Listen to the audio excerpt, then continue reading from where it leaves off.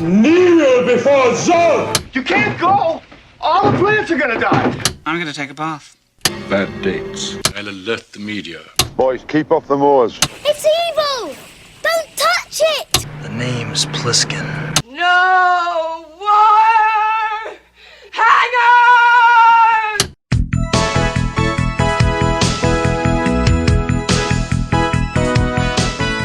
Welcome to Vintage Video, where we're rewatching the 80s so you don't have to. We'll be reviewing every major film release of the 1980s in chronological order, overanalyzing what you've seen and spoiling what you haven't. I'm Patrick O'Reilly. I'm Jesse Bayless. I'm Richard Wells. And I'm Mike Sterling. And today we're discussing Heavy Metal, released August 7th, 1981. It was written by Daniel Goldberg, Len Blum, Dan O'Bannon, Richard Corben, Bernie Wrightson, Angus McKee, Jean Mobius Gerard, directed by Gerald Potterton, John Bruno, John Halas, Julian Harris, Jimmy T. Murakami, Barrie Nelson, Paul Sabella, Jack Stokes, Pino van Lamsweerde, and Harold Whitaker, and released by Columbia Pictures. That might be our most directors for a single film so far. Well, it's an anthology. Yeah, makes that's sense. True. Did you want to introduce yourself a little bit, Mike, and just tell us who you are and your relationship with this film?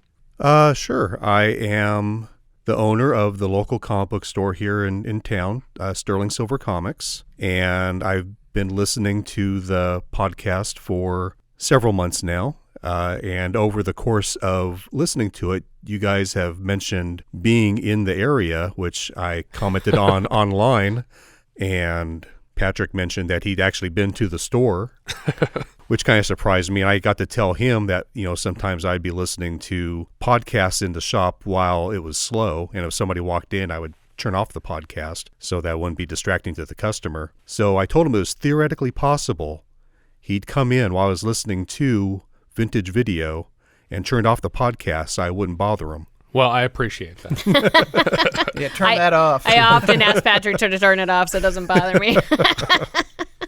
All right, well, let's start digging into the movie then. In 1954, the Comics Code Authority was established as a self-regulating censorship board, in part to avoid the necessity of a government agency being formed.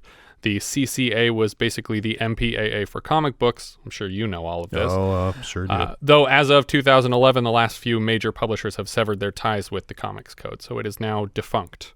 In December of 1974, Jean Mobius Gerard published the first issue of anthology comic Metal Hurlant, or Howling Metal, in his home country of France, beyond the reach of the CCA's influence. And as a result, these comics could be much more risque with their content in regard to sex and violence than American publications. So were all American comics just really tame at that point? They found ways to get around it. I mean, once you got into the 70s, the Comics Code Authority was becoming a little less strict over some of the content that would appear in comics. Mm-hmm. So you had sort of a renaissance in horror comics during the 70s. And some of the content was a little edgier than you would see in your normal, like Richie Rich or something. I wonder if that corresponded with horror movies being more violent starting in the 70s. The 70s was kind of a big period for horror anyway. Yeah. So comics were just reflecting the time, so I imagine that's why the Comics Code Authority let a lot of this stuff slip through that wasn't going through before. And they didn't want to lose their grip on the authority that they had too. Yeah. National Lampoon contributor Tony Hendra was a fan of these uncensored European comics and lured various publishers to submit material to the Lampoon offices. Editor Sean Kelly was particularly intrigued by Metal Hurlant and presented an issue to Lampoon president Leonard Mogul just as he was leaving the country to establish the offices of a French edition of the Lampoon. By the time Mogul returned, he'd secured the rights to publish an English translation of Metal Hurlant to be titled Heavy Metal beginning in 1977. Somehow, they also scored a deal with Universal Pictures to distribute a film adapted from the stories of the magazine, but the project was put in turnaround and subsequently passed off to 20th Century Fox under the leadership of Alan Ladd Jr., While Hollywood juggled the project, Metal Hurlant creator Mobius had offered rights to various characters to French production companies, and stories in the planned script had to be replaced or drastically rewritten. Because he sold them twice? Well, he sold them to people in France because he was like, they're never going to make those movies that they talked about. Like, he thought they were just stringing him along. Wouldn't he not be allowed to do that unless they also... Well, I suppose he owned the rights to the characters. Well, but if he had optioned international rights to this stuff, he wouldn't be allowed to do that.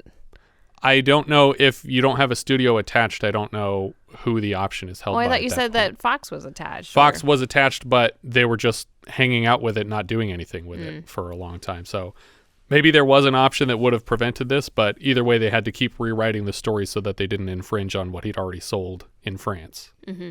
As we've discussed on the show before, Ladd Jr. departed from Fox in '79 to form the Ladd Company, which so far this year has distributed Outland for us, and Fox dumped heavy metal in Ladd's wake. National Lampoon decided to touch base with their closest connection to the film industry, namely director Ivan Reitman, who was busy on the set of Stripes. Reitman would enlist several SCTV regulars as a voice cast, as well as collaborating screenwriters from his films Meatballs and Stripes, to adapt more heavy metal stories to the script, and even compose a few from scratch, along with a wraparound story to tie them all together. In order to benefit from Canadian tax shelter legislation, they would have to spend 3/4 of the film's eventual $9 million budget in the country. As a result, they had to recruit almost every animator at Canada's disposal. 4 out of 5 animators in the country were all working on this film at one point. That makes sense. Late in the production, the release date was bumped up from October-November to August, and the consequent crunch led to several visible animation errors and a few unplanned shortcuts that we'll discuss later. That's giving me anxiety just thinking about Yeah. crunching the schedule. You by lost that much. 3 months. I'm sorry. You don't just do that to an animated feature film. No. But I think some of the decisions they made to finish the film made for some interesting visual effects, Sure. which I'm sure we'll get to. Yeah. No, sometimes those limitations actually help things a little bit, but I'm except you sure give at your the time they producer a were heart attack. freaking out. Well, art from adversity, right? Right. There you go. Columbia acquired the finished film for $8 million and spent an additional $6 million advertising it. $6 million, not $6. They just bought one Facebook ad. With the help of musical groups like Black Sabbath, Blue Oyster Cult, Cheap Trick, Devo, and Journey, the loaded soundtrack helped drive the box office, nearly paying for itself in a single week's take. But predictably, its home video release was near impossible to coordinate. It took 15 years to hit stores, and to coincide, Columbia put a remastered version of the film back in theaters for a limited release. How did they get all these people to agree to do this film? A lot of them are Canadian bands. Are they? Which helped. I guess that helps. I mean, like, it's a cool concept, but, like, as a band, I mean, maybe when one goes, they all fall like dominoes. They're like, oh, they're doing it? I guess I'll do it. But it's just such a huge list for such a kind of slapdash film. Like, it wasn't a huge thing before. You have to remember, though, that the comics were very popular. Both the English translation and the original French versions.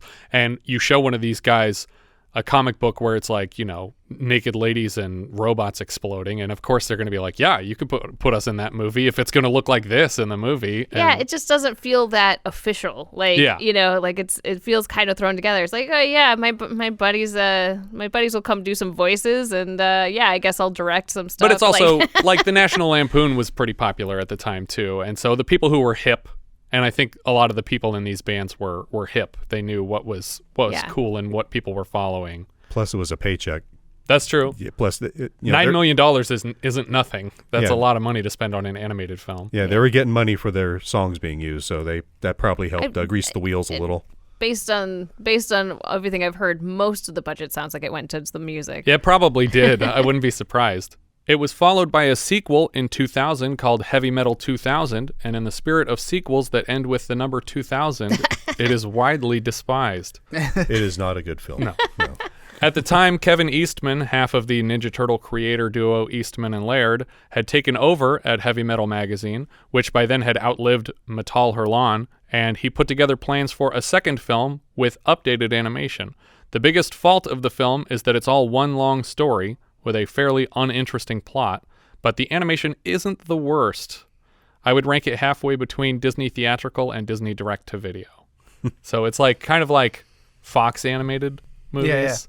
Yeah. It reminds me a lot of what's the space one? Titan AE? Titan AE in terms of the style. Well, that's Don Bluth, though. Yeah. How dare you? No, that's what I'm saying. The animation is not terrible, but it's also not super interesting, and the story's really entirely unmemorable. Yeah. I watched that, and I can't tell you a single thing about it. I watched it like yesterday, and I don't remember the story. It also features the voices of Michael Ironside, Billy Idol, and in the lead, Eastman's wife at the time, Julie Sternn, which I think is also another mistake. Well, if it works for Spielberg, Right, exactly. The film was also adapted into a third-person shooter computer game called Heavy Metal Fact 2. In 2008, David Fincher was spearheading another heavy metal revival with a deal from Paramount. Many big-name directors, fans of the magazine, were quickly attached as directors for individual segments, including Eastman again, Fincher, Tim Miller, Guillermo del Toro, Zack Snyder, Gore Verbinski, and James Cameron. That's a really good lineup It's of directors. amazing, and it's I would really watch sad that didn't happen, but bizarrely, Paramount dropped the deal, and the budget shrunk when it briefly moved back to Columbia, who had released the first film, before it was abandoned again. So I get the impression that even though they had all these people, they didn't have their ducks in a row, and the studio got to the point where they're like, this isn't going to happen, or these names are so loosely connected to being attached that they didn't believe it. Well, they're also very busy people. Right. To say, to hey, coordinate them all. You all need to stop what you're doing right now and work on the animate same movie. thing at the same time. But you don't have to. It's an anthology piece. Like, it's just like, okay, just all put right, it together over a few I got years. this one guy's piece done. I got this one guy's piece done, and we, make some stuff to connect it. You don't. I think have that makes to do studios uncomfortable. They like to have it all in one account. it. An anthology is really the way to go with a heavy metal adaptation. Yeah. Doing the one story, like you said, was a bad idea. It made no sense. For Heavy Metal 2000, but... And the best part of this movie, and obviously we're going to get into it, but is that you have such different stories that all are being connected in this. I mean, it's a loose connection, but very loose. But still, the fact, like, what I enjoy about it is seeing all the different versions of this universe. Oh, absolutely. 3 years after the last revival was abandoned, in 2011, Robert Rodriguez acquired the rights and announced a new film, but nothing ever came of that. The most recent heavy metal resurrection came in the form of a television series, which I think would be great, but because Rodriguez has held on to the official rights, the latest reboot was more of a loose reimagining on Netflix entitled Love, Death, and Robots, which just released its third season a couple weeks back. But that started as a television adaptation of heavy metal. And can I say how successful that was? Because not only did I didn't watch all the seasons yet, but not only did I really enjoy watching those, when I watched this movie, which I hadn't seen before, I'm like, man, this reminds me of Love, Death, and Robots. Does it? And I'm like, I bet it was inspired by this, but it literally was. Yeah. Well, and there's other things too, like the Animatrix, I feel like owes a lot to this, probably, which I love all of those too. Yeah, the Animatrix is wonderful. The film was also parodied on South Park in season 12, episode 3, which is called Major Boobage, where the kids get high on cat piss or something and then hallucinate that they're in a very heavy metal-esque universe. I wanted to watch it today. I didn't get around to it, so I apologize if that's not exact, but I'm pretty sure it was cat piss. We start in space, and an Orson Welles-esque voice warns us of an impending doom from the skies. A glowing green orb floats past camera, and the words heavy metal drift into frame as a CG model. One thing I wanted to point out about the opening is that the heavy metal logo moving in with that screeching, grinding metal sound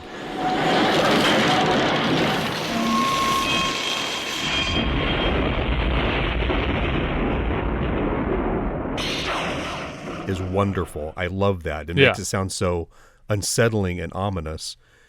But then they tried to gild the lily a little bit by throwing in a crash of thunder and evil laughter. And it's like, you're fine with just the grinding sounds. Yeah.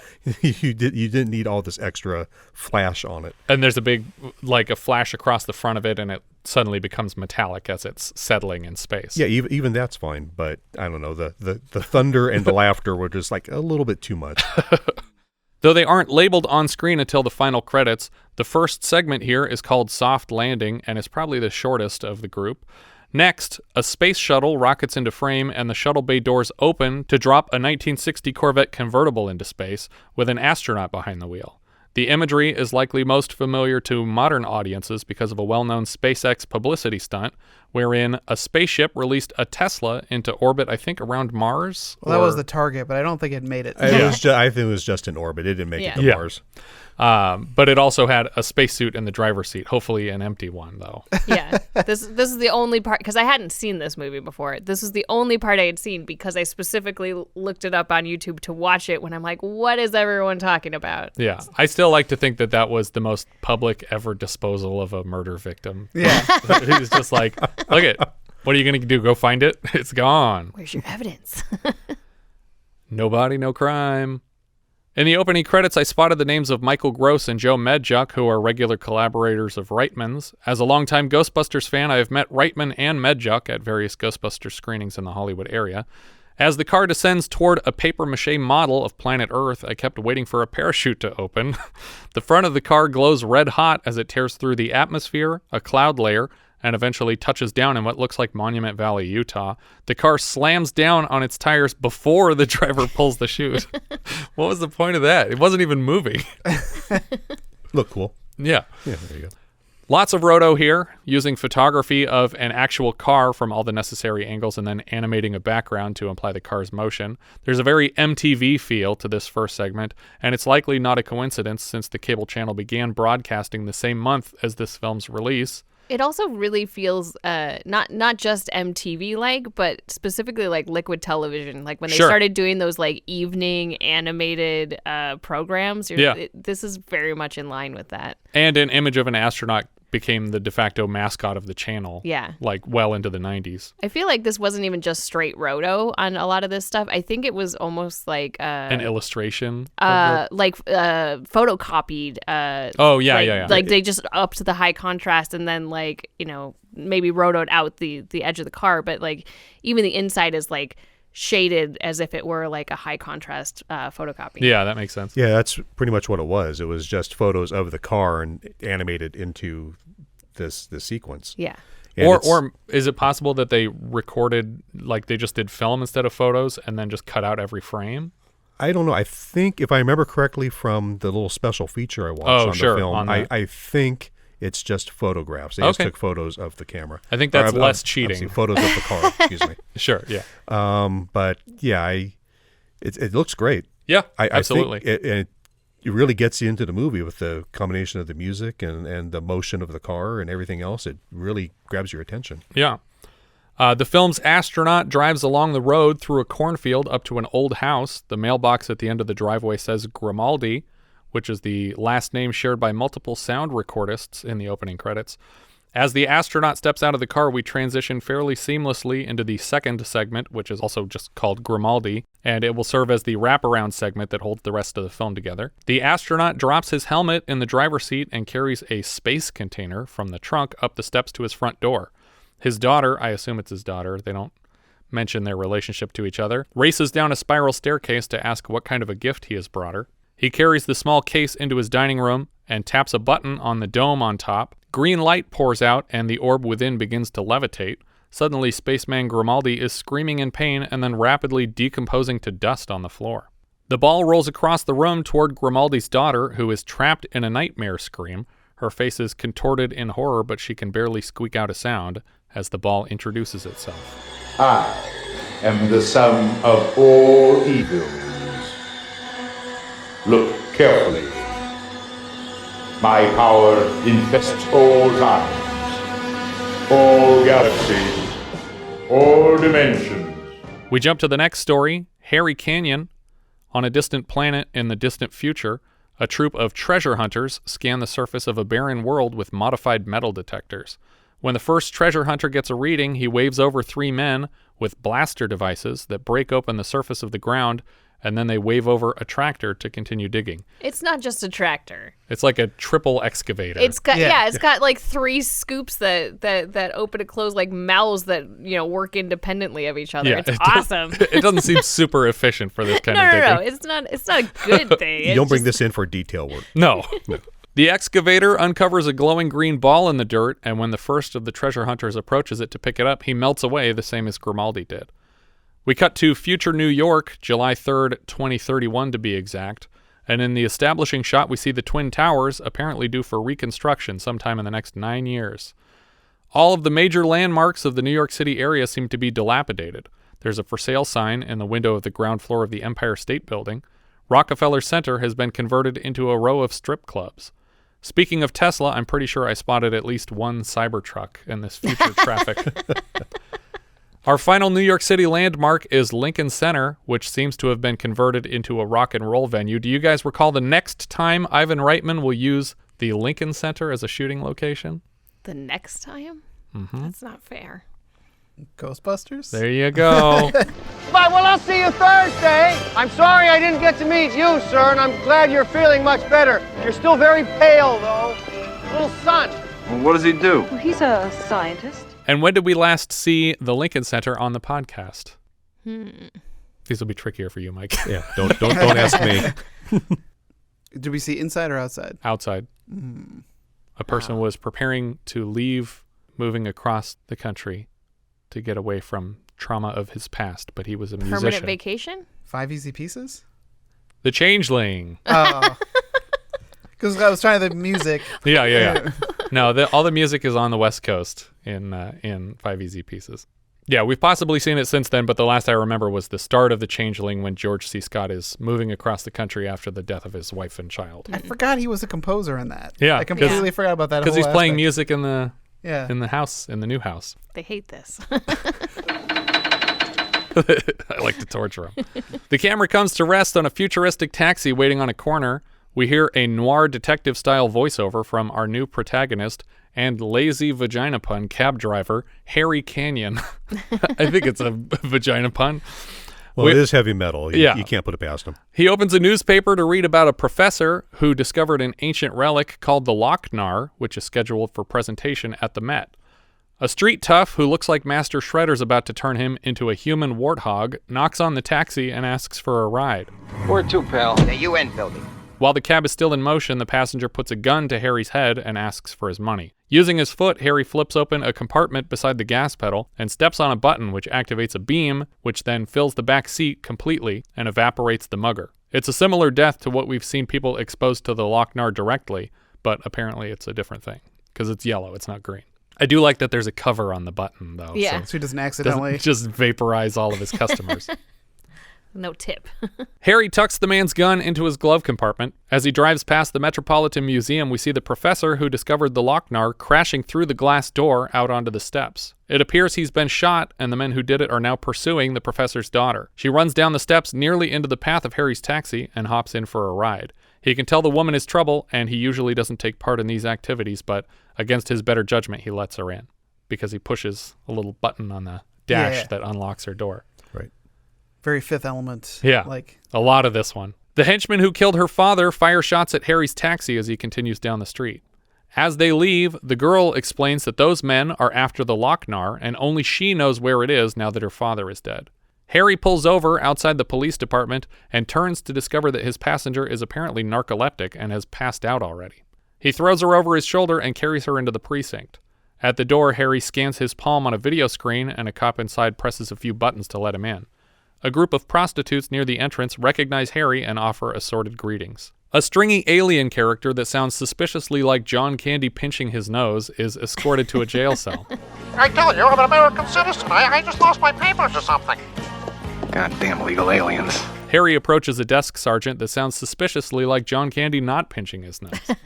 The cop tells Harry that an investigation will cost him $1,000 a day plus another $1,000 if they catch the murderer. For some reason, Harry takes the girl back with him when he leaves. He carries her practically dead-looking body all the way to his apartment and lays her across his couch where she immediately wakes up. She's like, "Oh, I'm comfortable. Time to wake up." She thanks Harry for saving her life, and he asks what these henchmen are after. The Lochnar, an ancient relic that my father found in the desert. It's worth a fortune, especially to the Venusians. They think it has spiritual powers. Later that night, Harry tucks himself into bed, and she asks if she can join him. They think it has spiritual powers. Does it? Yeah. No, it doesn't. It's just like those orbs that you buy for your cab back seat. Later that night, Harry tucks himself into bed, and she asks if she can join him. She strips completely nude, and they are immediately having sex. When Harry awakens in the morning, the girl is gone, and 2 cops are standing over his bed, asking where she went. He pretends not to know who they're talking about, and they leave. When he climbs into his cab out front, he quickly finds himself at knife point. He prepares to tap the radiation button again, but is warned against it by a melty-faced kingpin-type Venusian character named Rudnick, who seems to be in charge of the bad guys. Rudnick tries to convince Harry that he wants to purchase the Lochnar from the girl fair and square, even though yesterday they were shooting at her as she was running down the street. He urges Harry to convince her to cooperate before putting out his cigar on the cab's leather interior. I'm assuming it's leather. I have no idea. Later, we see Harry pulled over to buy a hot dog off a robot street vendor played by Robbie the Robot from the Forbidden Planet film. There's one thing about, I don't know what point of the Harry Canyon story this pops up, but there is a shot of a sort of a movie theater with the Jaws 7. Right. It's right behind the taxi as he's buying the hot dog here. Okay. This doesn't really have much to do with the film, but I'm kind of wondering when they started doing that sort of gag in movies. I was trying to think, was there earlier versions of this? Because it had to be in the era of the numbered sequels and like Star Wars and Jaws and all that to show that we're in the future because of Police Academy 18 is on, is showing. Yeah. And obviously Back to the Future 2 has the Jaws 19 billboard. But it's interesting to have like Jaws 7 because like when was Jaws 2? Yeah, this couldn't have been that long after. I think this is after Jaws 2, right? Right. But it's definitely before Jaws 4. I think Jaws 3D was 83.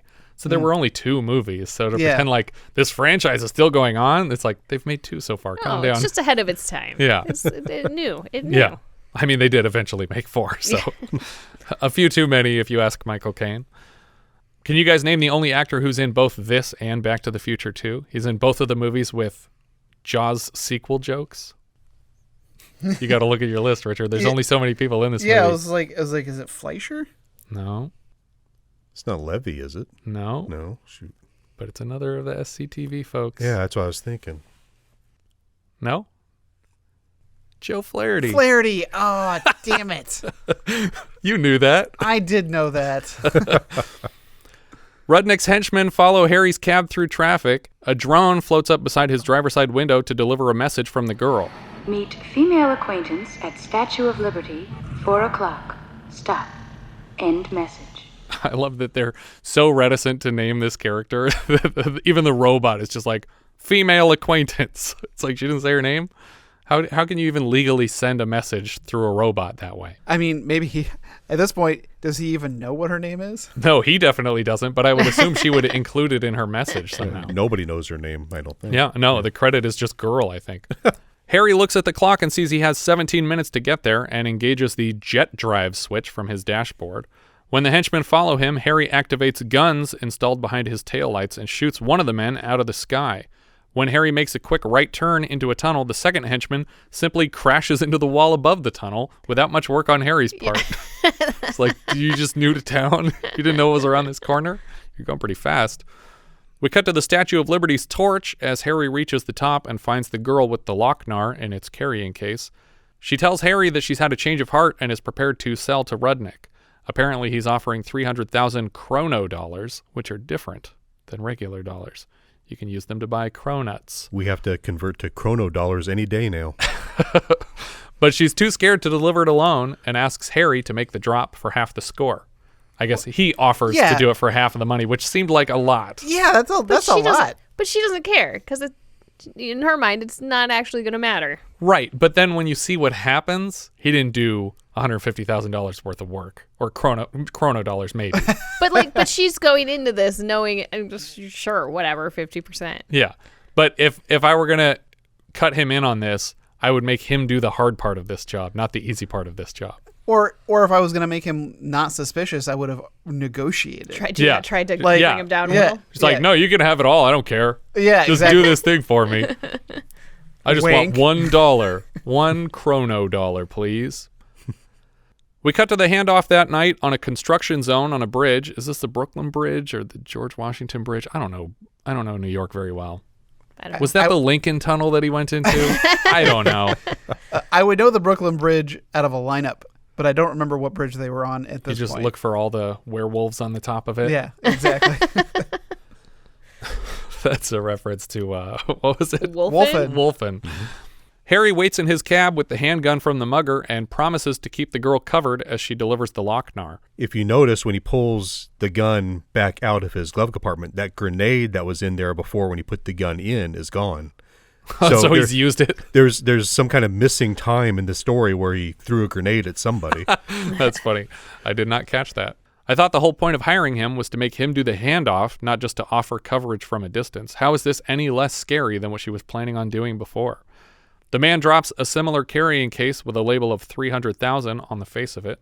The girl collects her money and returns to Harry's cab. I have to say, I'm impressed by the integrity of these mobsters. I also like that they have, this must be like blockchain, that you can put a briefcase down and it'll just have a number on it and you understand that much is in there for sure. So heavy metal predicted cryptocurrency? I guess. That's what these chronocurrency they call it. Yeah, that's what it is. There you go. Rudnick's curiosity gets the better of him, and he immediately opens the case and melts away with the Lochnar in his hands. It almost looks like they reused the dissolving animation from the first death of this segment, but I can't really tell. On the way back to the city, Harry suggests planning a trip with their newfound winnings, but the girl announces that she has decided to keep all the money for herself.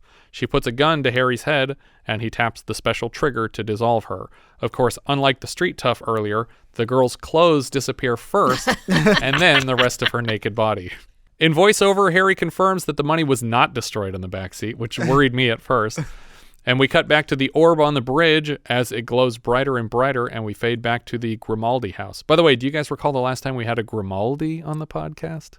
It was an actor's last name. Oh. Dan Grimaldi. He was the lead character of Don't Go in the House. Grimaldi's daughter, the character in this film, not the actor from Don't Go in the House, is still terrified by the orb as it launches into a second story of its evils entitled simply Den. As scared as she is of these stories, I feel like I would be even less excited to hear the story of the second film. This a lot of this reminds me of the Ghost of Robotic Christmas Future. Oh, from Aqua Teen? Yeah. Yeah. Just like, it's like, I have another long story. You might want to get a snack. And I love the animation on the girl's face, too. Yeah. It's just all these permutations of horror crossing her face. But she's barely making a sound, and she's just kind of wiggling away from it. Yeah, it's very evocative, yeah. I think. In our next tale, we meet a child voiced by John Candy who discovers the Lochnar embedded in the dirt outside his home. Apparently, he's able to handle it safely and carries what he thinks is a green meteorite inside. I think the difference, I was trying to figure out what the difference was. When the Lochnar is glowing, you don't touch it, because that'll dissolve you. When it's not glowing, it's safe to handle. That's what it looks like. All right. That's a good rule. Don't touch a glowing Lochnar, folks. If you learn anything from this podcast, please do not touch a glowing Lochnar. The child, Dan, claims that he read in Faraday's Life of the Planets that small meteorites like this don't usually survive to the Earth's surface. Of course, he has no idea how big this rock started, so it may well have burned off on the way down. Also, presumably Dan is referring to scientist Michael Faraday, but I could find no such book as Life of the Planets. Every search I tried led back to the script for this movie. So, sometime later, Dan has forgotten about the orb, discarding it in his rock collection, and is experimenting with capturing electricity from lightning strikes when the orb is suddenly ignited in his bedroom. Dan is standing between his equipment and the glowing ball when he is suddenly blasted into outer space. We watch him thrown from planetary orbit to planetary orbit completely nude. His body transforms from that of a child to a full-grown muscle-bound man. He comes to rest on a large statue overlooking a pit of flames. He notices first that he has no hair, and then that he has a giant penis, I think, or just the muscles. I can't tell. He just looks down and says something's big. And third, that he has no pants on. So he snatches down a leather flag to fashion into a loincloth. There was no way I was going to walk around this place with my dork hanging out. Yeah, definitely wouldn't want to be walking around this planet completely nude. With Nobody my does dork that. hanging out. It should be noted that in the original comics, there is no such compunction. Yeah. Dorks are hanging out all over the place. This was just for the Americans who don't like seeing dorks hanging out. It's just so they don't get the X rating. I think that's what was happening. Probably, here. Is it like Dr. Manhattan? Yeah, for some reason that was cool. But boobs are totally acceptable. Yeah, right. It was a different time. It's the same time.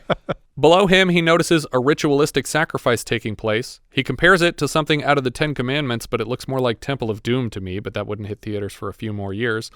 A bunch of men in robes chant Ulutek during the ceremony, Ulutek being an approximate pronunciation of Cthulhu backwards.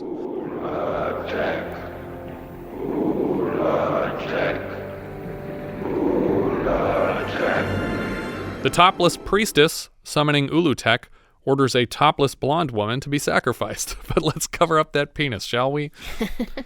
The men in robes toss her into what I thought was a pool of lava, but it splashes like water, and Dan, who shall henceforth be known as Den, or sometimes living room, dives into the water and drags the girl's body through an underwater tunnel to freedom. Luckily, she survives this dangerous rescue. As they speak to each other, they learn that they both come from Earth. The woman introduces herself as Catherine Wells from the British colony of Gibraltar. Weirdly, in all the tight shots, she's wearing a small string bikini, but whenever the camera goes wide, she is completely naked again. And I guess in the comics, she's like an 80-year-old woman. Yeah, who's been transformed into this young body. And and he's an 18-year-old boy who is transformed into this body. So it's a love story with an 18-year-old and an 81-year-old. It's basically Harold and Maude. Yeah. The thing about Den's name, he never actually tells anybody his name is Den. In this. Well, he says Den at the very end of the story. Yes, but before that, people are calling him Den. That's true. They just knew it. Yeah, and I don't know if you want me to get into the comic at all at this point. Oh, sure. I know it's someone's initials, right? Yeah, it's the kid's initials. It's I wrote it down. It's David Ellis Norman. Oh, okay. Was his name. And so he just used the initials to be the new name. Yeah, in the comic, he loses his memory, but he remembers those initials, so he just starts calling himself Den. Oh, okay. But in this, they changed his Earth name to Dan, so that it's just a slight variation instead. Den and Catherine are quickly making love on the ground until they're interrupted by a tribe of creepy-looking dog and ape people. They're taken prisoner and marched together to a castle where they're then split up.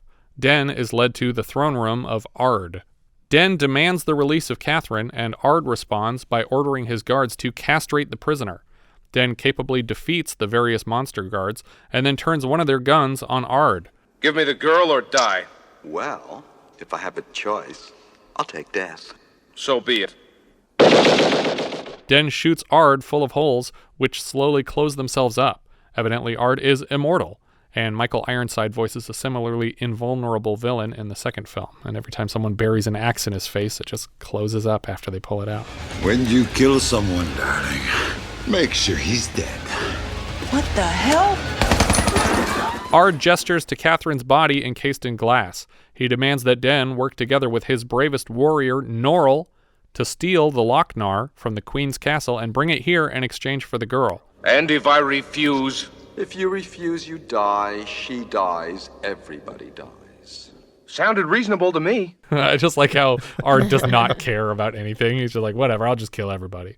Another note I can throw in here. Yeah. The actual term Lochnar comes from the Den comics. Oh, does it? Yes, it's some kind of magical item that's present in the Den stories. I do wonder if it's not an abbreviation of a pair of words. Like, it feels like the first three letters of two words. Right, but I'm not sure. I've never heard any explanation of the actual origin of that combination. Den and Norrell venture to the Queen's castle and break in from tunnels under the ground. They also bring a lot of other fighters with them. As they pass under the palace moat, they are attacked by an enormous monster with 16-inch teeth and then rush upstairs into the castle. Maybe it's the lighting, but Den seems to be changing colors from blue to red, back and forth from scene to scene. This is something I wanted to point out about the animated version of Den. Oh, okay. The original comics are very beautifully painted by Corben. It's very richly colored, very three-dimensional looking, almost impossible to animate to look like that. Okay. Which would explain some of the weird, I think, color choices made in this segment to sort of approximate, the look. It never really succeeds. I know Corben was happy, though, with this segment, that he was actually pleased with how it ended up. Yeah, I mean, it looks really good. Yeah. Some of the background material actually looks like some of the painted work from the original comic. Now, I know some of the original artists did come back and do background work. I don't know if Corben was one of them, but I know some of the segments of this film, the backgrounds were done by the original artists. Yeah, McKee, I think. Oh, okay. For the segment coming up. Oh, okay. Soon. When he finds it, Den recognizes the Lochnar as the stone he found in his yard. He moves through a dark room to steal it, and when the lights come on, he realizes that he's holding not the Lochnar, but the Queen's breasts. She orders her guards to kill him, but then changes her mind at the last minute because she wants to take him to bed, and her henchmen are pretty bummed about it. Come with me. She's not again. This always happens. Look, she's the queen. She can do whatever she wants. Yeah, sure. I just wanted to kill the guy. She gives him the opportunity to satisfy her sexual appetite to win his freedom. The art here is probably the worst of this segment when they're having sex because they just look like two very badly drawn people on top of each other. Like all the exploring and the adventuring and fighting stuff is good, but it feels like they really cheaped out on the scene of this segment. He seems to succeed in pleasing her, but they're interrupted by guards who announce that Norrell has stolen the Lochnar. Den leaps from a balcony and rides a beast out of town back to the temple where the sacrifice was happening. Ard is already mid-ceremony, preparing again to sacrifice Catherine Wells. The queen, still butt naked, rides a swarm of dragonflies to reclaim her Lochnar. Den runs up disguised in a cloak and rescues Catherine from the ceremony a second time. Ard and the queen fight over the Lochnar with grade school dialogue. I was going to say, these are my favorite line reads in this entire movie. The Lochnar is mine! Stupid bitch, get away from me! Give it to The me. Lochnar's mine. It's mine. It's mine. Don't you say it's mine. I know what a Lochnar is. It's my Lochnar. Ridiculous. What I thought was a lava pool at the start is now a roiling soup of green sludge. Ard and the queen's henchmen battle each other, and Den attaches a chain to a harpoon. He kicks one end of the chain into the water and hurls the blade at a wall near the Lochnar to recreate the conditions of the experiment that brought him here. When lightning strikes, Ard and the queen are caught in the energy burst and vanish, presumably back to Dan's bedroom. Where did they go? They're gone. That's all that matters. They probably went back to Earth. Boy, will Mom be surprised. I want to see that movie. Yeah, it just starts like that. It's called Big. Your kid disappears in the night. It's replaced by an adult man. But when they show back up there, he's a kid and she's 81. Right. Catherine tells Den that he could rule this world or return home using the Lochnar, but he'd rather fly into the sunset with her on his trusty dragonfly steed. On Earth, I'm nobody. But here, I'm Den. Apparently the original comics were... Now, I've seen the original comics. I wasn't a big reader of them, but I'm aware of them. Yeah. But apparently the original comics weren't quite as overtly comedic as this segment. Yeah, this one definitely feels like they wanted it to be a preteen fantasy type story. It probably made it more bearable by trying to make it funny. Had they played it straight, it might have been too much. Yeah. Back to the Grimaldi residence, and the voice of Lochnar transitions to the next story, Captain Sternn. The Lochnar shrinks to the size of a jawbreaker and magically floats through the improbably open window of a spaceship, where it is found by an impending witness named Hanover Fist. We cut from here to a trial in session where the prosecuting attorney reads off a laundry list of crimes attributed allegedly to Captain Sternn. Lincoln Sternn, you stand here accused of 12 counts of murder in the first degree, 14 counts of armed theft of Federation property, 22 counts of piracy in high space, 18 counts of fraud, 37 counts of rape, and 1 moving violation. Stern's attorney has a panic attack when he pleads not guilty, but Sternn reassures him repeatedly that he has an angle. This is my second favorite line read in the entire film. It's good. I've got an angle. I told you, Charlie. I got an angle. But the most we can hope for is to get you buried in secrecy so your grave don't get violated. Hanover Fist is called to the stand. He begins his testimony just as Sternn admits Hanover is his angle. I promised him 35,000 Zuleks to testify on my behalf. I wonder how many Zuleks there are in 1 chrono dollar. The prosecuting attorney asks a series of questions, and Hanover seems to respond with complimentary points, but he's also hypnotized by the Lochnar, seemingly hypnotized by the Lochnar, and starts spouting off terrible details. He's never done anything immoral. See? Unless maybe the preschooler's prostitute ring. Huh? And he's never done anything illegal. Unless you count All the times he's so dope disguised as a nun. The voice work here is beautiful. It's really great. But I feel like these jokes played out of order because the crimes should be escalating, and selling drugs to people dressed as a nun is not anywhere near as bad as child prostitution. Sternn is speechless, and Hanover slowly transforms at the stand into a huge hulkish monster. Eventually, he chases Sternn from the courtroom, threatening to punish the defendant himself. Sternn, aided by a small flying eyeball with arms, runs for his life through the ship until Hanover has him trapped against a wall alone, at which point they let down the act, and Sternn pays Hanover the Zulex he promised, and we realize that the Lochnar didn't actually do anything to Hanover. This was going to be my point. Yeah. This makes no sense in the context of the framing story. Because I feel like each of the writers was given the prompt, there's an evil green orb that enters your story and exits your story. And in this one, the orb doesn't actually do anything. It's there so that we think it's causing him to transform, and that Sternn doesn't realize. So I was going to ask, though, because I know that was your perspective of this, but like when I was first watching it, I was thinking that he was paying him to calm down the monster, that the orb did transform. It's like, oh yeah, here's the money, like here you go. Now don't kill me. Maybe, but I did feel like it was literally the plan from the beginning was, you're going to destroy the courtroom and everything, and I'm going to run away, and that's how I'm going to escape this situation that I got myself into. Now I brought here an actual copy of Heavy Metal that contains the original Captain Sternn story. Oh, okay, cool. And the story is that Sternn has paid him to disrupt the court proceedings. Sternn knew he was going to churn into that hulking monster. Okay. And at the end of the story, he gets paid off. Right. So he wasn't paying him to lie on his behalf. No, that's what we're supposed to think is going on. Yeah. Okay, so that really just does confirm that the orb is pointless in this story. Just in this one. But for the storytelling purposes, it gives us a reason to suspect that he's transforming as a result of a catalyst that Sternn was not expecting. Yeah, it's a red herring because Sternn acts surprised when he changes, and that's the same in the comic too. Yeah. But that's just him selling it. Yeah. Okay, Hanover. You've had this coming. Let's see. 33, 34, 35,000 Zulex. Thanks, Hanover. It's nothing, boss. As Hanover counts his pay, Sternn slaps a button on a trap door, which drops Hanover into space, and we see Hanover's hand rocketing through a planet's atmosphere, holding the Lochnar tight. Not in the comic, by the way.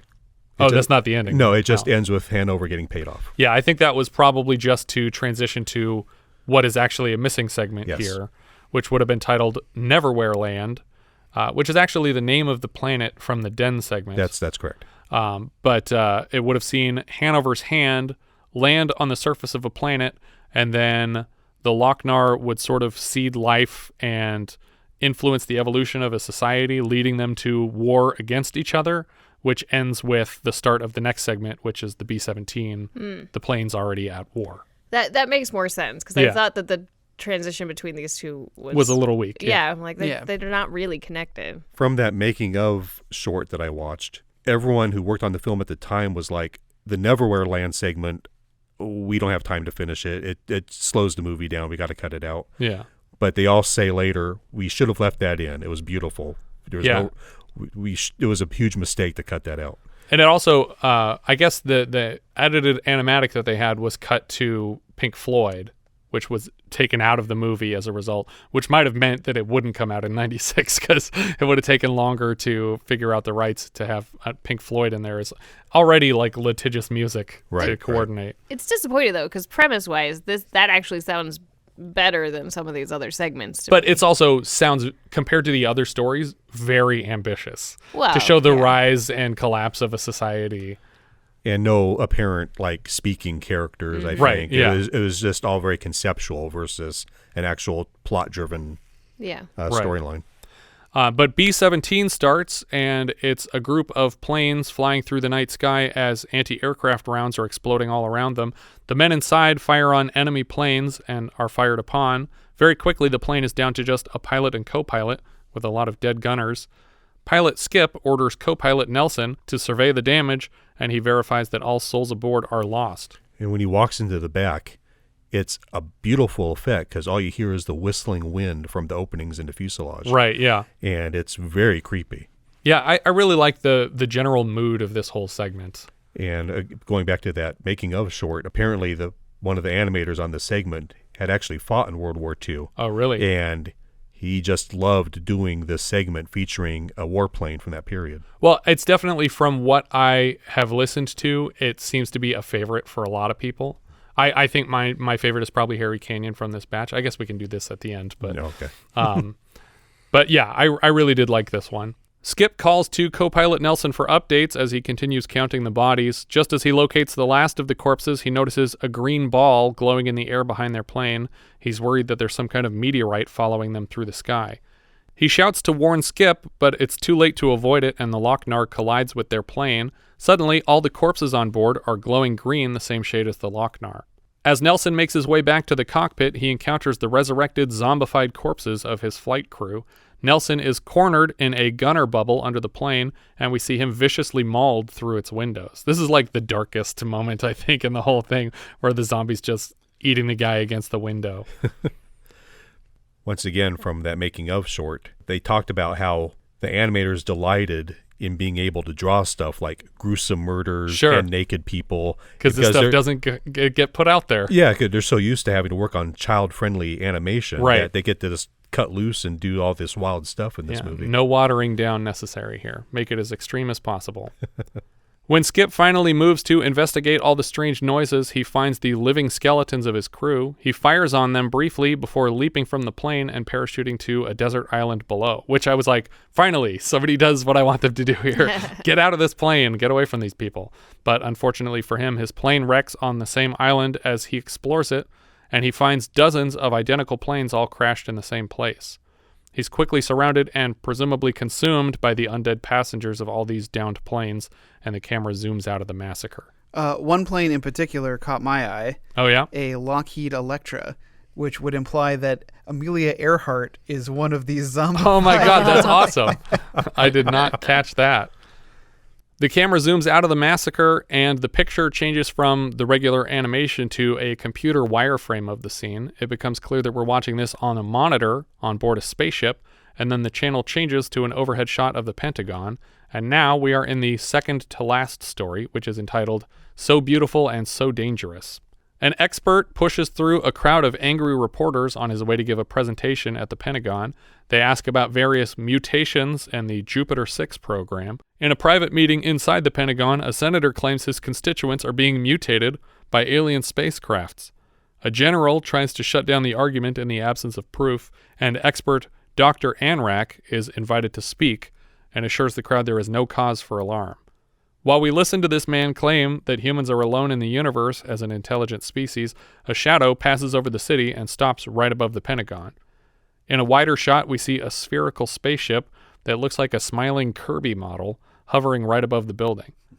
A woman transcribing notes from the meeting is wearing a necklace, and we can see a glowing green orb in the jewelry.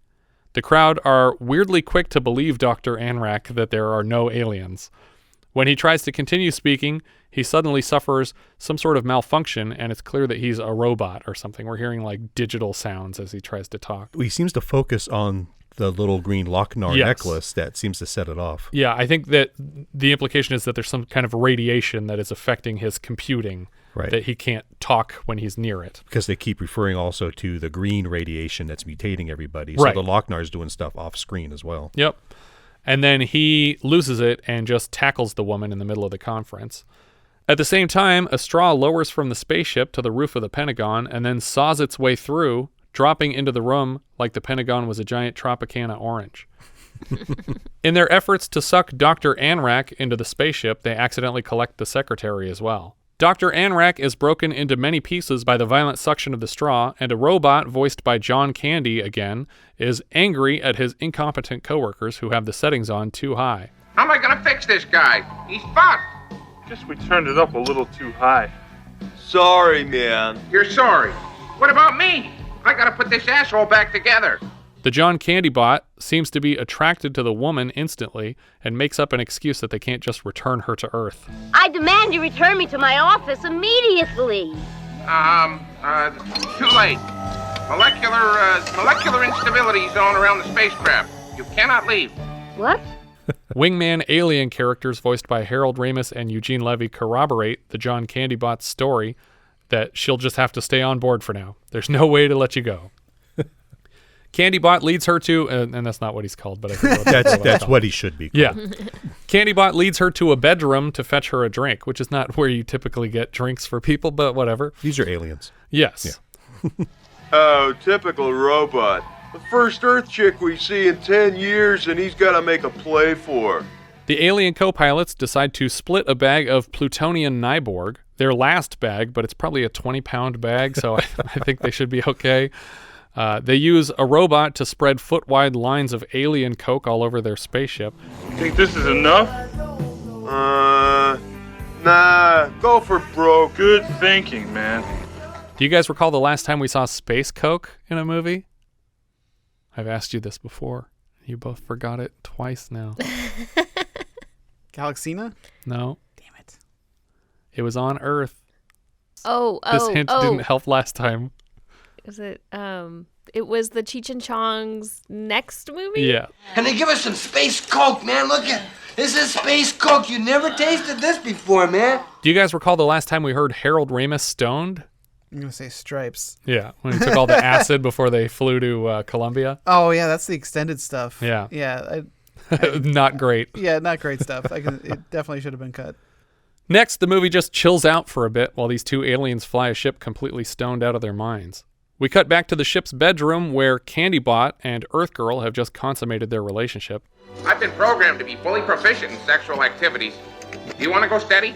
Gee, I don't know. For some reason, Candybot already has his heart set on marrying this girl, and she turns him down several times in a row before relenting. All right, I'll marry you, but on one condition. I want a Jewish wedding. A Jewish wedding? Okay.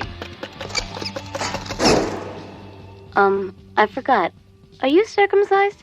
The ship closes in on its destination, which looks like an entire city as a docking bay. We can see a McDonald's on the face of it. Misspelled. Yeah, MacDonald's. I did want to mention during the flight, when they're flying past a bunch of junk spaceships. Yeah. One of them is the Enterprise. Oh, right. Yeah, I saw that for just like a couple frames it Yes. floats by. Yeah. And also the controls for the spaceship that the aliens are flying. Yeah. There's like a little instruction panel on their control panel that Yeah. says, to go forward, push forward, to go back, pull back. It's very basic instructions It's on how to perfect fly for the them. spaceship. Yes. This is exactly the instruction they needed. This is where we hear the title track from the soundtrack, Sammy Hagar's Heavy Metal. The Eugene Levy alien asks the Harold Ramis alien if he's capable of landing the ship, and he says it's no problem. I think you're going a little high, man. It's okay, man. If there's one thing I know, it's how to drive when I'm stoned. It's like you know your perspective's fucked, so you just gotta let your hands work the controls as if you're straight. He does a lot of damage crash landing the ship, but the co-pilot applauds the landing anyway. We cut back to the Grimaldi house where the Lochnar orb informs the astronaut's mute daughter that the stories are almost finished. Look into me one final time. See my evil destroy your race. Foreshadowing. Yeah. At the start of our final story, a giant Lochnar floats above land and settles into a volcano, or maybe it's just a mountain to start and it becomes a volcano when it's... That sounds like the Lochnar. Yeah. From a distance, various people observe the volcano, which is now glowing green. They journey to inspect it up close, and just as they reach the base, it erupts. Green lava sludge drenches all the people, and they sink out of sight into it. We watch one of the men with a metal arm disappear from view, but then suddenly his hands re-emerge from the slime discolored. He now dons a metal helmet with horns and declares to the other survivors that they will kill all who oppose them. They wander to the nearest city armed with spears and guns and spear guns and attack unprovoked. The city is quickly overrun and the town's elders convene in a huge domed temple.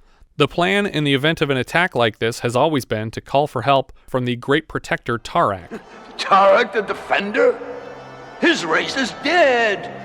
They cannot defend anyone. Some say that the race is not dead, that one still lives. It's like, I'm going to need some sources here. Yeah. We need to know one of them is around before we just chant a person's name as we get murdered. The last surviving Tarakian is Tarna, for whom this final segment is named, and they put out the signal to summon her because the Elder is certain that one Tarakian is strong enough to defeat this entire army. Unfortunately, she is unlikely to arrive in time to save them. A young boy guards the door against the hordes all by himself. The elders chant her name to summon Tarna to their rescue. For whatever reason, the child manning the gates alone waits until now to lock them, but before he can engage the barricade, the doors swing open and destroy it. He is quickly speared through a dozen times with razor-sharp rods fired from guns and collapses to the floor. It's one of the most brutal shots. It's a great image. Yeah. And then they do this great match cut where he collapses, staring into frame as he's bleeding out, and then we crossfade to like a vehicle on the edge of town that's the destroyed. landscape mimics his body with the spears in it, and it's just so great. Yeah. That's really the only transition like that, Yeah. but it's such a cool shot. Well, there's some, I don't know if it's a little too early to jump into the credits on this, but there are a couple noted comic artists who worked on this segment. Oh, okay. Mike Plug and Howard Chaykin. And I imagine it's probably a little bit of their influence there. Sure, that makes sense. The camera floats along behind a robed figure riding a pterodactyl bird through the sky. It's another roto-heavy segment, and it's either aerial footage that they've converted or miniatures that they've built that they're recording on camera. It was an actual miniature set that they filmed over. Very cool. And the image of Tarna on the bird creature is actually borrowed from a Mobius comic called Azark that they wanted to use in the film. I mean, not that particular story, but they just loved that image. I think originally this was supposed to be the Azark story, you think so? and Okay. it's one of the ones that Mobius had given to Metal Hurlan series that someone else was making, Okay. and so they had to switch the character out. Got it. And the same thing happened with the Harry Canyon story, which is another Mobius story. Yeah, The Long Tomorrow. Yeah. Yeah, like this whole the whole Tarna story, especially, I was like, oh man, this is definitely like Mobius style artwork, if not Mobius themselves. Yeah, exactly. They fly through the skeletons of enormous beasts at the edge of town and then through an enormous computer-looking building. Tarna stops at a fountain of her ancestors and, of course, disrobes to partake in a ritual. She swims across a pool to an enormous statue holding a sword. A compartment in the floor opens and she retrieves a traditional vengeance uniform. She dresses slowly, slowly enough for the target audience of this film. Yeah, and she somehow becomes almost more naked by putting on these clothes. By putting on all this clothing. It's like if you're naked with socks on, it's just like, I feel more naked with the socks on. Maybe I should put these socks on my feet. What? She can hear the voice of her ancestor Tarak. To defend, this is the pact. But when life loses its value and is taken for naught, then the pact is to avenge. Paraphrasing Iron Man's line from the first Avengers film. Because if we can't protect the Earth, you can be damn well sure we'll avenge it. Tarna plucks a golden sword from the floor and raises it in the air where it is struck by lightning, presumably imbuing her with some power that we don't see later. She flies to the Dome of the Elders and finds only corpses. One of them is holding a medallion with a Z, possibly to point her in the direction of the responsible culprits, though I believe the astronaut Grimaldi from the start of the film wore a similar medallion on his spacesuit. I don't know if that means he's a bad guy or what. Well, it's more foreshadowing that he's part of the same area, same, planet because of what ends up happening at the end of the film. Right. She finds a rowdy bar with similar medallions on trained bats outside. She walks in and orders a drink without speaking. She's approached by a group of brutes, and when they get grabby with her, she busts one of their noses, causing a gush of green blood. May I note that in the bar, the music playing is Devo. Right, and they're the band, right? They're the band, and in fact, one of the faces on one of the band members is animated to look like a character called Boogie Boy, spelled Bougie Boy, but they pronounce it Boogie Boy, which is one of the characters that would appear in Devo videos and sometimes that's awesome. on stage and stuff. So it kind of looks like him. That's great. When they continue harassing her, she swings the sword and slices all three of their heads off. She presents the medallion to the bartender, who points her in the direction of the glowing green mountain. As she flies there, she is caught in a net, even though she should be able to kill an army single-handedly. She's identified by a neck tattoo as a Terrakian. Their metal-armed leader orders her washed and bound, and her bird killed. He's surprised how easy it was to catch her, and so am I. He whips the shit out of her and then tosses her into a pit. As his henchmen attempt to kill her bird, it dodges an arrow and then flies down to retrieve her. The baddies give chase on their giant bats and fire darts into her bird's neck. When it crash lands, she yanks the spike out and waits for it to die because she didn't wear enough clothes to fashion a tourniquet. The leader of the villains puts his metal hand in saw blade mode, and it sort of resembles Judge Doom's spinning blade arm from Who Framed Roger Rabbit. Tarna collects the sword, and they duel for a while. He tears sizable gashes in her arm and torso, but she keeps fighting. He snatches her sword away and almost kills her, but the warrior barbarian woman courageously is rescued again by her bird, who bites the bad guy's leg. He slices at the bird and then returns to fight Tarna, but she drives his own saw blade into his neck, and his entire army stands shocked. She climbs her dying bird again, requiring a third rescue in 10 minutes. Together, they soar over the volcano, and she raises the sword to collect more lightning energy before diving inside to destroy the Lochnar. We cut back to the Grimaldi house, and it's clear that Tarna has entered the orb telling the stories, and the astronaut's daughter runs from the house just before it explodes in green light. This was intended as another roto shot, but because of the adjusted release date, they ran out of time, and so they just left footage of a model house exploding, which I think works fine. It looks weird enough to be effective. At least they lit it in green. You know, it would be weirder if it was just like a regular model house exploding in white light, but it looks fine. From a distance, we see smoke rising from the remains of her house as the girl wakes up in a field, and another pterodactyl bird lands near her. She jumps on its back, and we get some voiceover. And the spirit of time is transferred across the universe to a new defender. And the power of evil is contained for another generation. And a new Terrakian is born to protect the next. Credits roll over still frames from each of the corresponding segments. Couple more things about Tarna. Her costume could have been worse. Yeah. There were production shots in that making of video where she isn't even really wearing a top. It's just straps between her breasts. Oh, really? Yeah, it could have been much worse. And that was their plan originally to illustrate it that way? That was one of the samples that they had. Another thing is I really like that she never talks. Yeah. That's very interesting. That she never has anything to say. She just lets her actions speak for I feel like the only time it actually stands out is when she goes to order the drinks, but she just like holds up 2 fingers or something like that, and then they get her what she ordered. The universal symbol for ordering a drink. Right. Yeah. Going through the stories in order, just a couple extra notes for Harry Canyon. We kind of talked about this already, but it's based on Mobius' story The Long Tomorrow, which he drew while working with Jodorowsky on his ill-fated Dune adaptation. The designs went on to inspire films like Blade Runner, Tron, Alien, The Abyss, and perhaps most blatantly Luc Besson's The Fifth Element, because Besson has never been shy about borrowing things. Well, Mobius actually worked on that film. Right. He has an art design credit on it. But it seems like he was borrowing from himself here a little bit too. I remember watching that film for the first time and thinking, this entire film looks like it was designed by Mobius. Yeah. And I watched the credits and I go, oh, yeah, there he is. Of course. The Tarna piece, as we mentioned, is based on Mobius's Arzak, which has a male in the lead in the comic version of it, who probably lost fewer fights and clothing than Tarna does in this segment. Getting into the credits now, the director, there was like an overall director of the entire project and then individual directors for each segment.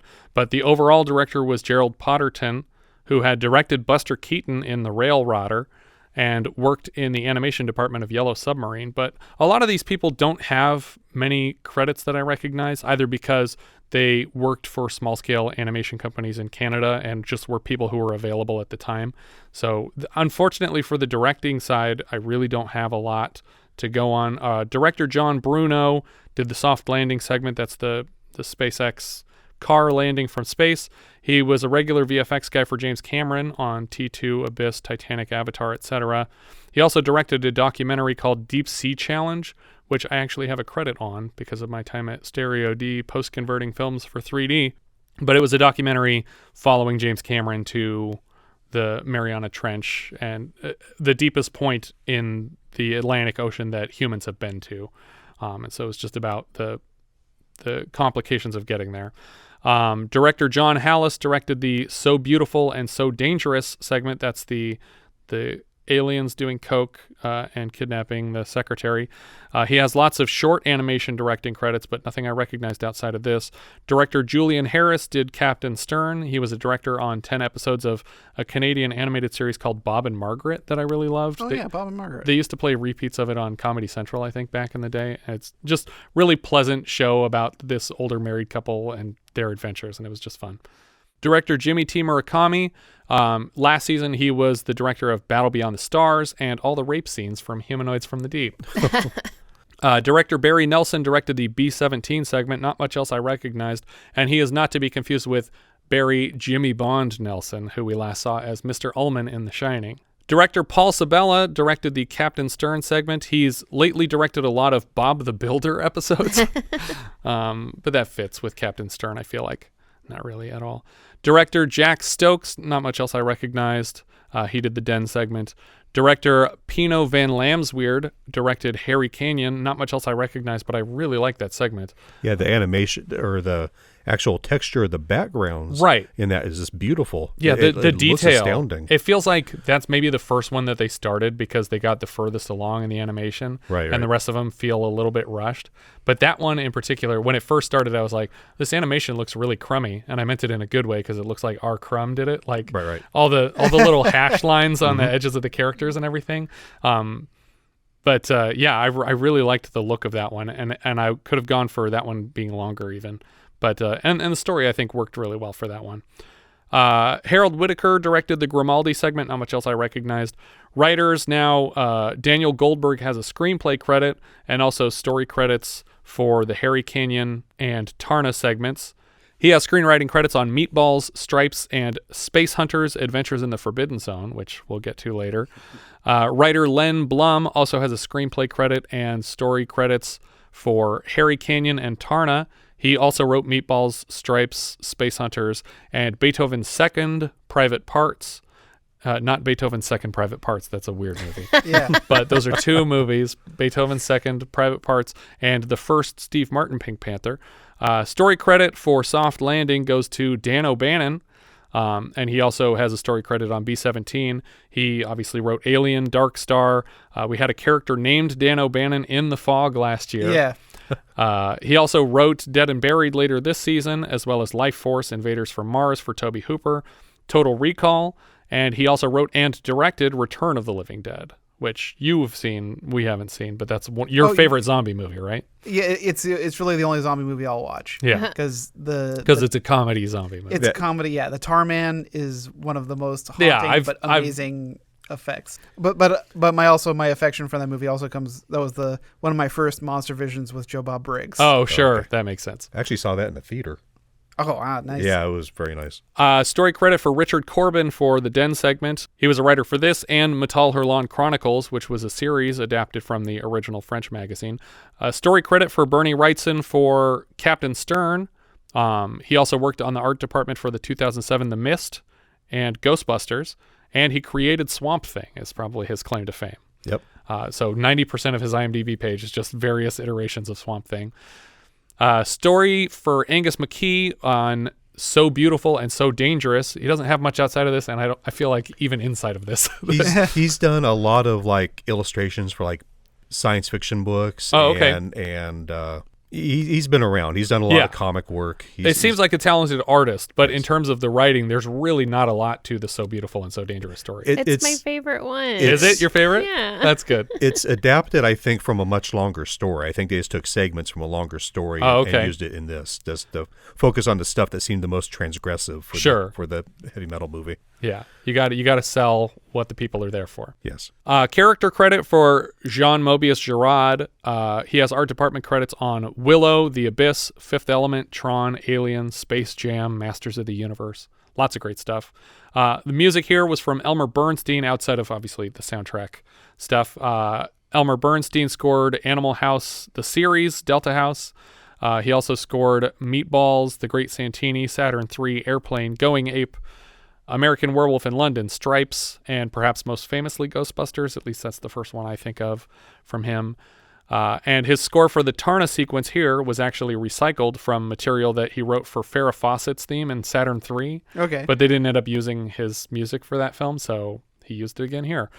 Don Franks, getting into the cast now, Don Franks was the voice of Grimaldi, the astronaut who's coming home to his daughter.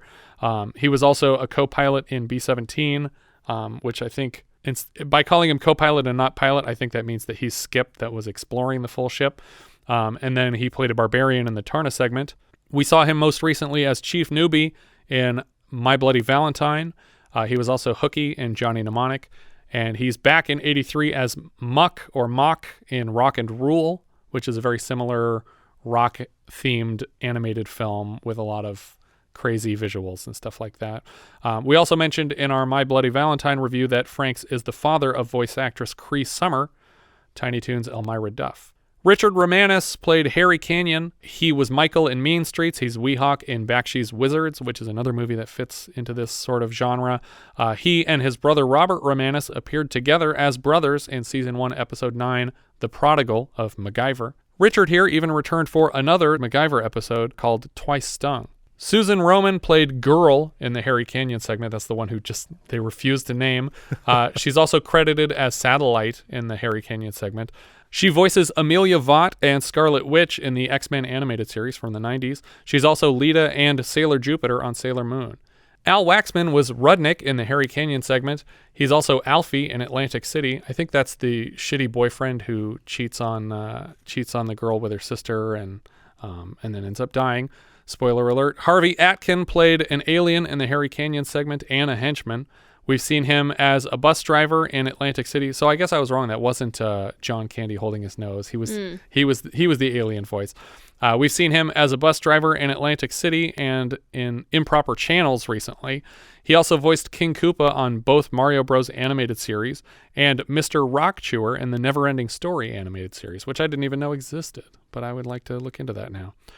John Candy played the desk sergeant in Harry Canyon. He was Dan and Den in Den. He was the robot in he was the candy bot in So Beautiful and So Dangerous. I guess if he's just credited as a robot, I don't feel bad about calling it the candy bot.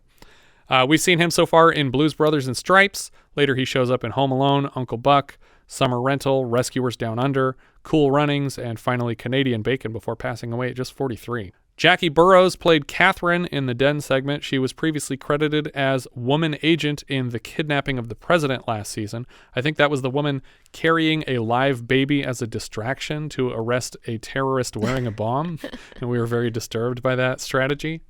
Martin Lavitt played Ard in the Den segment. He has mostly directing credits, not much I recognized, but he also shows up as Mylar in 1983's Rock and Rule. August Schellenberg played Norrell.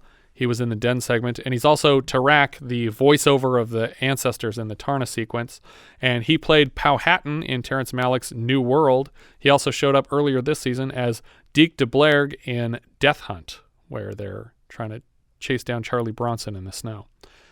John Vernon was the prosecutor who reads all the crimes that Captain Sternn has committed.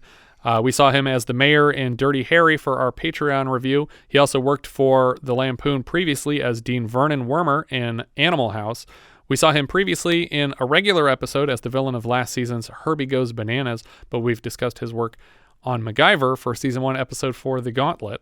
So it's fun that we have a couple of MacGyver people coming back for this one. He also voices Thunderbolt Ross for the 90s Hulk animated series. Eugene Levy was Sternn, which he doesn't sound like Eugene Levy to me at all. I mean, I know this is early in his career, but it's so great. Yeah, I love that voice work on Sternn. And obviously, I feel like this character definitely was an inspiration for Zapp Brannigan in terms of just the bravado and how he's going to get away with everything. Levy also voiced the male reporter in the So Beautiful, So Dangerous segment. That's one of the people shouting on the way into the Pentagon, and he's also the voice of Edsel, which is one of the two alien co-pilots of the same segment. He's obviously an SCTV regular. If you blink, you'll miss his cameo in Nothing Personal from our first season. And he's known best to my generation as the dad from American Pie, but he's also great in Multiplicity and the recently ended Schitt's Creek series. Joe Flaherty was a lawyer in the Captain Sternn segment. He's the one who says, "We've got to get you buried in secret." He was also a general in So Beautiful and So Dangerous. He's another SCTV regular. We just had him in Stripes as one of the Czechoslovakian border guards. He was also the dad on Freaks and Geeks, and he's Abe Lincoln's dad on Clone High. Unfortunately, he's probably best known for his catchphrase, "Jackass," from Happy Gilmore. He's also the Western Union man in Back to the Future 2, which is his other Jaws sequel joke character. Roger Bumpus played Hanover Fist in the Captain Sternn segment. He was also Dr. Anrak in the So Beautiful and So Dangerous segment. We just had him in his first role as one of the dancers on stage in Escape from New York when they're performing the musical for everybody's amusement, where Ernest Borgnine is just smiling and dancing through the whole show until he joins up with Snake. He also voiced Louis Tully on the Real Ghostbusters animated series, but he is likely best known for voicing Squidward Tentacles in 257 episodes of SpongeBob SquarePants. Douglas Kenney was a Regolian in the Captain Sternn segment. I tried to figure out who the Regolian is. I have no idea. I do not know, unless it's one of the alien onlookers who's shouting something. Or maybe it's the judge, possibly. I'm not sure. Somebody else in that segment. Maybe it is just somebody shouting from the crowd. Yeah, it could be. But he's the National Lampoon co-founder and the writer of Animal House and Caddyshack, whose untimely death recently troubled Chevy Chase during the making of Under the Rainbow. He is portrayed by Will Forte and Martin Mull in Netflix's National Lampoon biopic, A Futile and Stupid Gesture, which is wonderful, and I recommend it to everyone. And a little bit of a spoiler, I think, isn't it? What? About Martin Mull playing him? Oh, I guess that is a spoiler. Either way, I feel like it's a weird spoiler because you're like, that doesn't make sense, and you have to watch the movie to understand. Right. George Touliatos plays a pilot in the B-17 segment and a barbarian in the Tarna segment. He was Colonel Rankin in our minisode Virus review from Kinji Fukasaku's Virus, and he was Lieutenant McBride in Prom Night. Zal Yanovsky was the navigator in the B-17 segment and a barbarian in the Tarna segment. He's a member of the Love and Spoonful, who played himself in their reunion concert from One Trick Pony last season. Patty Friedman played Woman Reporter in So Beautiful, So Dangerous. She shows up later at Louis Tully's client party in Reitman's Ghostbusters. She's the nerdier looking girl with the big wire rim glasses that's like hiding in the corner for the party. Warren Munson played the senator who's upset about his constituents growing extra arms and green skin. He played Admiral Robinson in Jason Takes Manhattan. Harold Ramis was Zeke. That's the alien co-pilot from So Beautiful and So Dangerous. We've discussed his work so far, directing Caddyshack and starring in Stripes. Later, he's Egon in Ghostbusters. He directs his fair share of comedies, including National Lampoon's Vacation 2 years later, which stars his shipmates from this film, John Candy and Eugene Levy. He also directs Groundhog Day and Multiplicity, which also stars Eugene Levy. I love his character in that. He's just like this shitty contractor who can't keep anything straight and screws up all the time. He's really funny. Vlastra Vrana played Barbarian Leader. That's the perfect name for a barbarian leader, Vlastra Vrana. We've seen him this season as a bartender in Happy Birthday to Me, and Baron Stuyvesant, one of Sterling Hayden's boys, in Gas. Maver Moore played an elder in the Tarna segment, I guess the elder, the one who says, we're going to call for help, we're not going to do anything else about this. He was Trevelyan in Scanners earlier this season. Len Donchev played a barbarian in the Tarna segment. He's the voice of Omega Red on the X-Men animated series. And then, right behind him, Cedric Smith, who played the bartender in the Tarna segment, is the voice of Professor X from the X-Men show. So that's cool that he was in here. Percy Rodriguez played Lochnar. That's an uncredited voice. For some reason, he doesn't get a credit in the film, but he does the voice that's telling the stories. And we last heard his voice as the Darth Vader-esque Mordrick from Ordric in last season's Galaxina. He's also back right away a couple episodes from now in Deadly Blessing, and he's the narrator of Captain EO. So that's cool. What was your favorite segment? Oh, there was another cast member. Oh, was there? Somebody I missed? Yeah. Alice Clayton.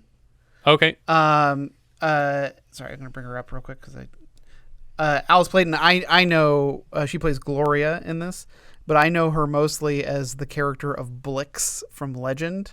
Oh, okay. Who's Darkness's lead goblin that he sends out. Yeah, I feel like rhymes. I neglect Legend too often when I'm going through credits because I don't know that movie as well. But yeah, sorry, I'm just bringing up her other credits. She was also the voice of BB Bluff on Doug. Oh, yes. The mayor's daughter. Yeah. Vote for me. Sorry. People remember Doug. I don't know. Everybody remembers Doug. But yeah, I mean, but just her work as Blix, I think, is one of my favorite performances. Yeah, that's awesome. That's a memorable character. Yeah. I know Legend, and it's a memorable character, Patrick. I'm not saying it isn't a memorable character. I'm saying I'm overdue for a rewatch. Yeah, you are. You missed another credit. What's that? Dave Feast. Oh, Dave Feast is one of the animators credited in this film. He was one of the animators. Who you worked with on... Yeah, he was the director on Yoo-Hoo and Friends, which... a show about a bunch of animals that was like... Well, it was a Korean show. It was a Korean show that the company that I was working for, Toon Zone, got the rights to basically rewrite in. Yeah. We just reanimated the lip sync on the characters, and then he also wrote like a little beginning and end to the story where Father Time would come in and do a little intro, and it was played by Flavor Flav. Yeah. And he would take them out for like parties in Las Vegas and stuff all the time. Oh God, yeah. I don't know. There's all sorts of things. But yeah, I mean, Dave Feast also is the creator of Cow and Chicken. Yeah. But yeah, he's a great guy. But we've discussed him on the show for something else too. Oh, because have we? Because he directed Susan Tyrell because she did a voice on Cow and Chicken. Oh, so when we talked about sure. Forbidden Zone, we mentioned that he'd worked with her. Yeah, but this seems to be like his second credit ever. So it seems to be early in his career here. Yeah, that's awesome. Yeah, you said yours is the So Beautiful, So Dangerous. Or whatever. that was my favorite one, and I think that's just more my style. Yeah, I definitely agree. Actually, after you said that, I was like, that makes perfect sense. Of course That's your favorite. What about you, Richard? What do you think? I mean, I feel bad for saying Harry Canyon only because it's like I know that was probably. Oh yeah, no, that's fine. You're not I have the same favorite. Yeah, I know. Richard. It's like pick your own shit. Yeah, but I do also have a soft spot for Den. Yeah. Just because it's funny how childish it is. Yeah, you pointed out that line of like, no, it's mine. Stupid bitch. Because it's just like, what happened? Yeah. It's like they're just gonna leave. They're gonna use that take. That was the first take, and they're gonna use it. That's exactly how I felt. I was just like, this is the first go at it. It's like, it's fine. They were short. They were short on time. Yeah. This movie comes out tomorrow, guys. Get out of the booth. They're animating it while they're speaking. It's a terrible strain on the artist's wrist. What was your favorite segment? My favorite segment would be the Captain Sternn one. Okay, that's a good one. I'm a Bernie Wrightson fan. Yeah. Because of Swamp Thing. Swamp Thing's my favorite comic book character. Oh, okay. So anything Wrightson worked on, I've always paid attention to. And he, in fact, did more Sternn stories. He actually did a 5-part Captain Sternn comic book in the early 90s. And Sternn popped up like in a backup story. Is he always like a murderer? I think I think they softened him just a tiny bit for the miniseries so that you can stand dealing with them. I haven't read it in a while, but I remember really enjoying it. Because I do feel like in this segment, you almost are rooting for Hanover for most of it, because you're just like, yeah, this guy sounds terrible. Go ahead and kill him. Yeah, it's a real Breaking Bad situation where you're rooting for the bad guy to win with Captain Sternn. Yeah. But no, I really, despite the fact that the Lochnar kind of muddies things up a bit, and the new ending where he kills Hanover Fisk, because that's not in the comic. Despite that, it's a very solid adaptation, and it keeps the Wrightson style very simplified version of Wrightson style, because Wrightson was very heavy on cross-hatching and detail. Yeah. But it still looks like Wrightson. I was going to say that one actually looks the most different in terms of the artistic style from all of the others, because the lines just feel cleaner a little bit in that one. Well, and it's totally different in terms of the aesthetic of how people are drawn. Like right. it's just it completely stands out. But it's that one is my favorite aesthetically of everything in here. I think that it's more interesting in terms of the animation. Yeah. Well, I'm still sticking with Harry Canyon as my vote because of just the detail to the background work, the just really well thought out lived in world that, I mean, this interpretation of future New York is really fun. I like the character, and I like the story that it's just, we have this MacGuffin that we're trying to sell to a guy, and then it's also kills the guy. I feel like we could have done with a little bit more double crossing, but maybe it's fine. Keep it simple because you only have 8 or 10 minutes to tell your story here. It really surprises me that Harry Canyon hasn't had more like spin-offs or adaptations. Yeah. Tarna recently has been getting comic book series published featuring her character. I feel like that one's the slowest one of the batch. Yeah, it's the longest too. It's about 4 hours long, so yeah. it takes a while to get through. But that was the one that I always kind of like didn't care for. Although I've watched this movie twice in the last couple of weeks. Yeah, and I find myself appreciating the Tarna sequence a lot more for its storytelling and its pacing. What do we think on this? Thumbs up or thumbs down, guys? I'll give it a thumbs up. Yeah, it's definitely a thumbs up from me. I would say a thumbs up as well. Yeah, same. 4 thumbs up for this one. And then do we know where this is going letterboxed, you guys? I do. I have not even started, so take your time. All right. So I have Slow down. I'm just kidding. Go for it. Do your thing. I have this one at 42 out of 105 for the year. Probably not as high as you guys have it, but it's for me it's definitely something that I'd be willing to watch again, which is definitely in the category of the movies that are in this area for me, but it's not like my favorite films of the year. It is below Monster Club and above Clash of the Titans. All right. Richard? I have it at 24. Okay. So pretty high. That 24 puts it below Outland, but above The Fox and the Hound. Okay. I actually have it in 30th place, which is just under Cabo Blanco and just above Cattle Annie and Little Britches. Out of 105, 30th place. Yeah, I don't have a letterboxed. Yeah. But I was trying to think of where I would place this movie. Yeah. And I would say like the best movie of all time is, of course, Frank Miller's The Spirit. Of course. Of course. That's everyone agrees. I think so. The bottom of the list would have to be, I pray God none of you guys worked on this movie. Aragon. No. Okay. And like the absolute middle of the list, I was trying to think what would be the absolute middle of a list like that. And I was thinking Indiana Jones and the Kingdom of the Crystal Skull. Okay. And like equal parts good and bad. Sure. I would put heavy metal like in the upper part of that list. Okay. It's in the top half of movies. I would put it, yes, in the top half of all movies would exist heavy metal. All right. That's fair. I think that's good. That goes along with your thumbs up determination. And did you want to plug anything while you're here? Yeah, you can visit my comic book store online at sterlingsilvercomics.com. And I have a long-running comic book blog you can visit at progressiveruin.com. And we'll include a link to that on our Twitter post. Perfect. When we put it up. And for everybody that comes and visits Camarillo frequently, just stop into the actual brick and mortar shop. Yeah, that's right. Just in beautiful Midtown Camarillo. Yeah. Right next to the post office. There you go. I think that's everything for Heavy Metal. If you guys have any thoughts you'd like to share, we are Vintage Video Pod on Twitter, Facebook, Instagram, YouTube, and Letterboxd. Where, as I've said before, you can find each of our full movie rankings for the year. We can also be found at vintagevideopodcast.com. We also have a Discord. You can join the 24/7 movie chat and share your thoughts on episodes past, present, and future at vintagevideopodcast.com/Discord. And if you're listening on YouTube, don't forget to subscribe. What's that sound? We got one! That's right. It's a new patron, Joe Bear. As a $5 patron of the show, she now has access to 29 full-size 70s reviews and 34 minisodes from 1980.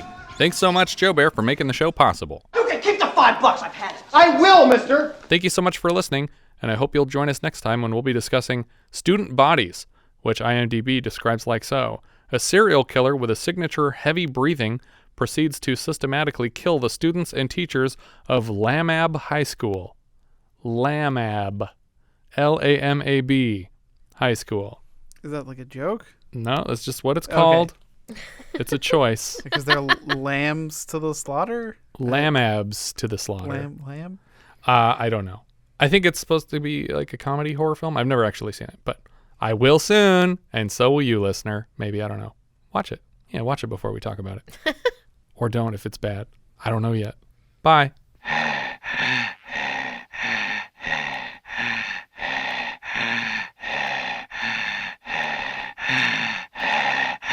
Hello, it's me, the heavy breather from every horror film you've ever seen. You know me. First I terrorize my victim by the telephone.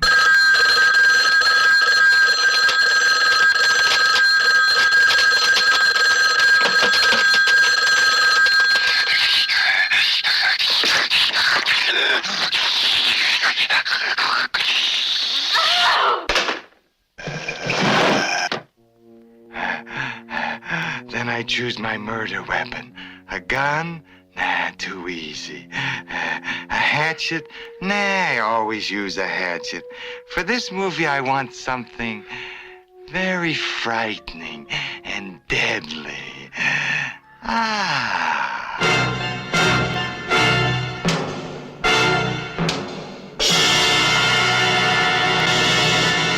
Then I climb the stairs to surprise my victims. Why do they always live upstairs? This movie's a comedy, so killing's not so easy. Sugarless. The movie's called Student Bodies, so I picked a typical American high school. This is Mr. Peters, your principal. Mr. Peters! You're naked! Yes, Toby.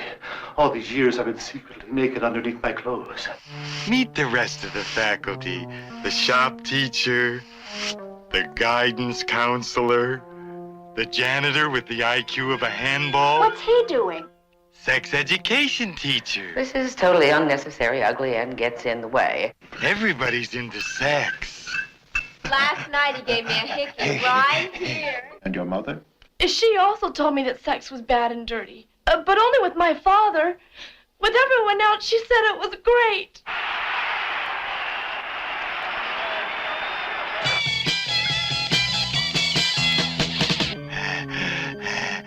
I'm into murder myself, and student bodies are gonna be everywhere.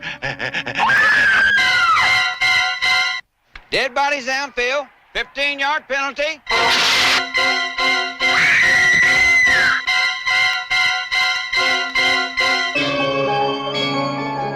See Student Bodies, a killer comedy.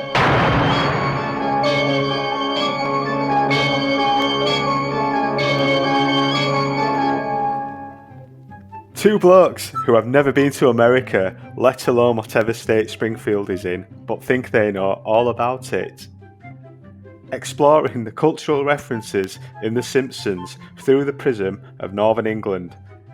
Expect laughing at 20-odd-year-old jokes and niche references as we try to find everything we learned from The Simpsons. I learned about brunch. It's not quite breakfast. It's not quite lunch. But it comes with a slice of cantaloupe at the end. You don't get completely what you would at breakfast, but you get a good meal. I learned all about the World's Fair in Knoxville, Tennessee, and I can't wait to go see the Sun Sphere. Everything we learned from The Simpsons, once a fortnight, wherever you get your podcasts. I get my podcast from Costingtons.